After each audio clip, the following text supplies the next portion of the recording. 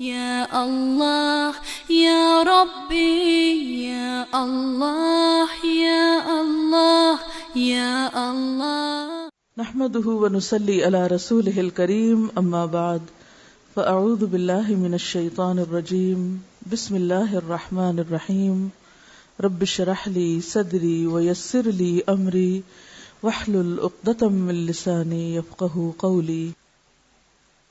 نماز اشراق.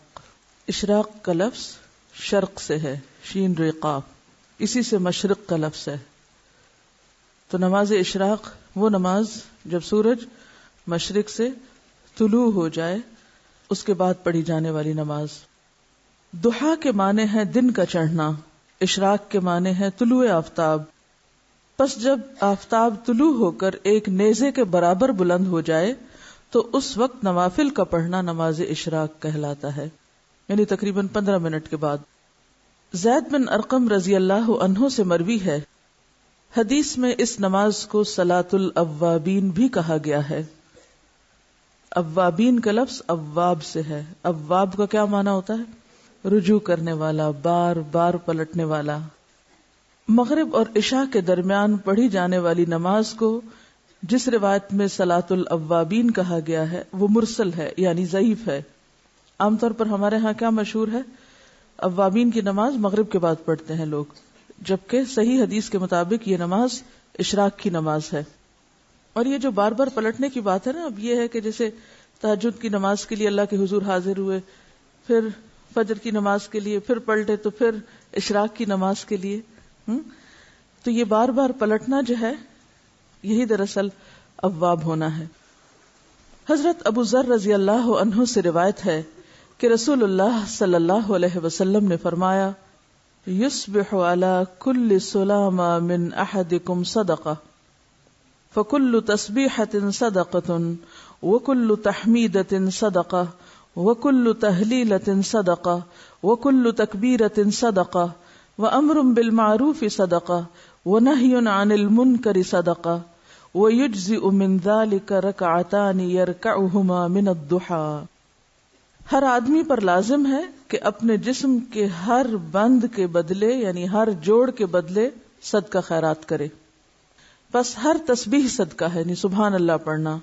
ہر تحمید یعنی الحمدللہ کہنا صدقہ ہے. ہر تحلیل یعنی لا الہ الا اللہ کہنا صدقہ ہے. ہر تکبیر یعنی اللہ اکبر کہنا صدقہ ہے. امر بالمعروف صدقہ ہے اور نہی عن المنکر بھی صدقہ ہے. اور ان سب چیزوں سے ضحیٰ کی 2 رکعتیں کفایت کرتی ہیں. یعنی اگر یہ باقی کام آپ نہ کر سکے کسی مجبوری سے تو آپ یہ 2 رکعتیں پڑھ لیں تو گویا آپ نے اپنے دن کا صدقہ دے دیا. اور اگر کوئی شخص یہ 2 رکعتیں بھی پڑھے اور اس کے ساتھ ساتھ باقی کام بھی کرے تو لازمی طور پر وہ دوسروں سے آگے ہوگا. عام طور پر جب اس طرح کی حدیثیں ہم پڑھتے ہیں تو ہم سوچتے ہیں چلو ٹھیک ہے، باقی تو چھوڑو، چھٹی یہ کر لیتے ہیں، شارٹ کٹ ڈھونڈ کے بس صرف ایک چھوٹا کام کرنے کے لیے تیار ہوتے ہیں. جبکہ صحابہ کرام کی عادت کیا تھی؟ وہ کیا کیا کرتے تھے؟ اس حدیث کو یاد کریں جس میں آپ صلی اللہ علیہ وسلم کے پاس لوگ آئے اور کہنے لگے، یا رسول اللہ، مالدار لوگ تو آگے نکل گئے. اور پھر انہوں نے کچھ تسبیحات سیکھی اور وہ ادا کرنے لگے. پھر ان مالدار لوگوں کو بھی پتہ چل گیا. انہوں نے یہ نہیں سوچا مالدار لوگوں نے کہ ٹھیک ہے ہم صدقہ خیرات کرتے ہیں تو اب ہمیں اور تسبیح پڑھنے کی یا کچھ اور کرنے کی کیا ضرورت ہے. وہ صدقہ خیرات کے ساتھ ساتھ تسبیح بھی کرنے لگ گئے. تو اس حدیث کا مطلب یہ نہیں ہے کہ ہم تسبیح چھوڑ دیں اور امر بالمعروف اور نہی عن المنکر چھوڑ دیں اور صرف یہ 2 رکعتیں پڑھ کے مطمئن ہو جائیں.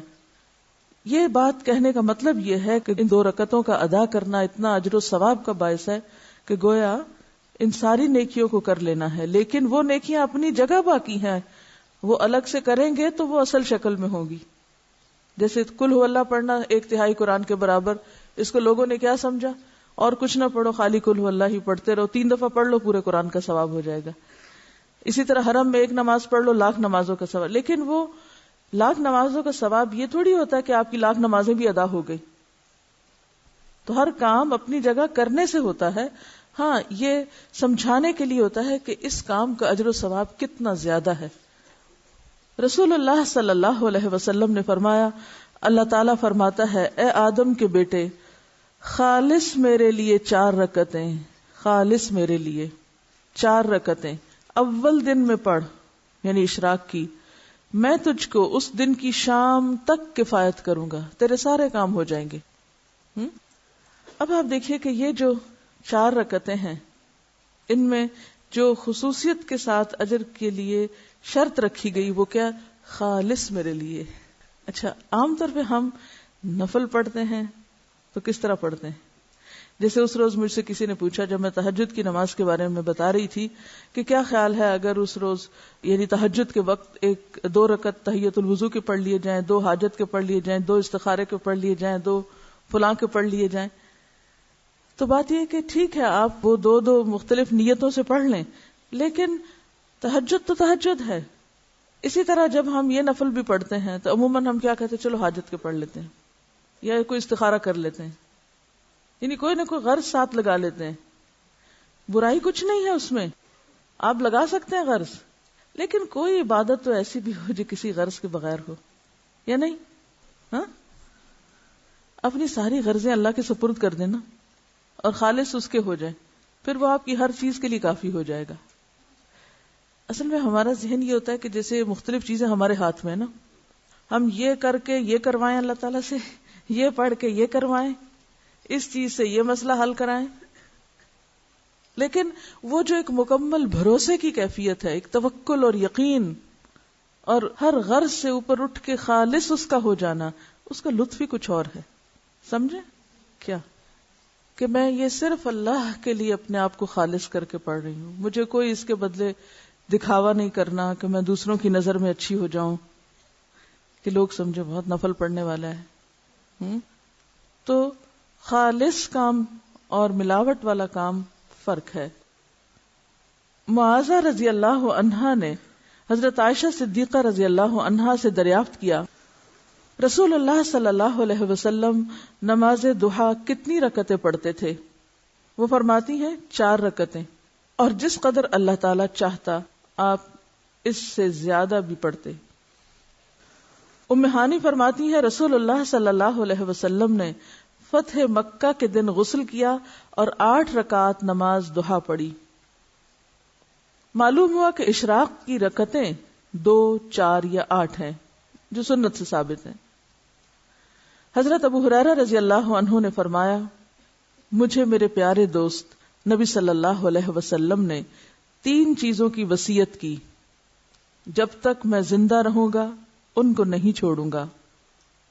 ہر عربی مہینے میں ایام 20 یعنی 13, 14 اور 15 کے 3 روزے, چاشت کی نماز اور سونے سے پہلے وتر پڑھنا. یہ 3 کام کبھی نہ چھوڑوں گا. تو پہلی حدیث سے کیا پتہ چلتا ہے کہ ضحیٰ کی نماز 2 رکعتیں ہے, دوسری سے 4 اور تیسری حدیث سے 8. تو آپ 2 بھی پڑھ سکتے ہیں اور 8 تک بھی لے جا سکتے ہیں, یہ حسب حالات ہے جتنی وقت ہو.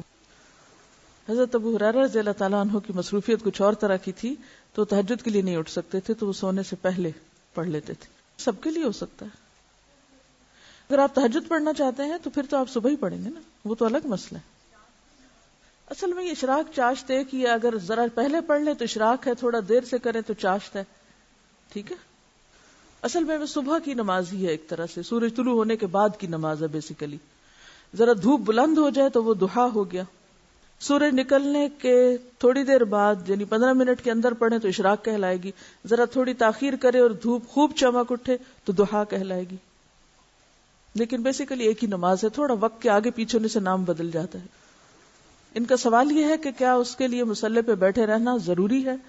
اگر بیٹھے رہیں تو بہت زیادہ ثواب ہے, حج اور عمرے کے برابر ثواب ہے. لیکن اگر نہ بھی بیٹھیں تو اس کا یہ مطلب نہیں کہ آپ اشراق کے لیے دوبارہ نہیں آ سکتے. یہ 4 رکعتیں یا 8 رکعتیں 2-2 کر کے پڑھیں گے, یعنی ہر 2 رکعت کے بعد سلام پھیریں گے. ان کا سوال یہ ہے کہ چاشت کی نماز کتنے بجے ہے؟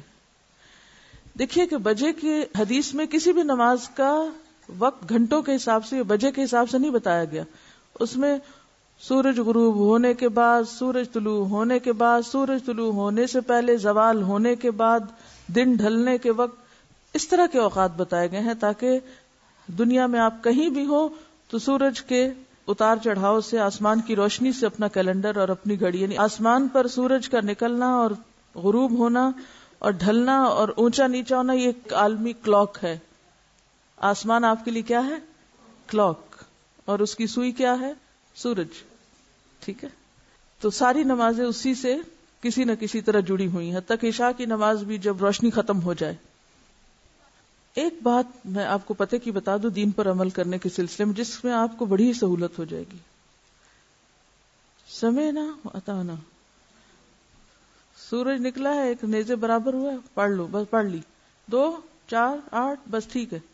اگر بہت ڈیٹیلز میں جائیں گے، اب اگر اگلا سوال آپ کا یہ ہو کہ صورتیں اس میں کون سی پڑھیں، کتنی طویل ہو، سجدے کتنے ہوں، مشکل میں پڑھتے جائیں گے.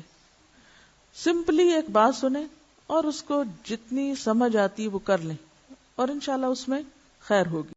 یا اللہ یا ربی یا اللہ یا اللہ یا اللہ.